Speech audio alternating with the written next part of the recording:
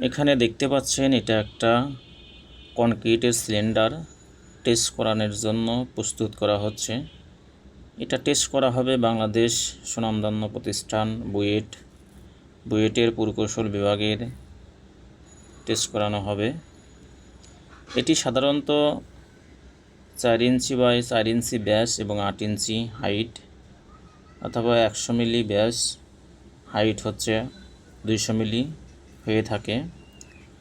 এটি নমুনা সংগ্রহ করার নিয়ম হচ্ছে কনক্রিটের ঢালাইয়ের সময় ঢালাইয়ের মিশ্রণকৃত কনক্রিট থেকে নমুনা সংগ্রহ করতে হবে। নমুনা সংগ্রহ করার পর 24 ঘন্টা পর থেকে নির্দিষ্ট সময়সীমা পর্যন্ত 7 দিন, 14 দিন, 21 দিন, 28 দিন কিউরিং করার পর তারপরে বুয়েটে নিয়ে যাওয়া হবে। ধন্যবাদ। আমার ভিডিওটা ভালো লাগলে অবশ্যই পাশে থাকবেন। ধন্যবাদ।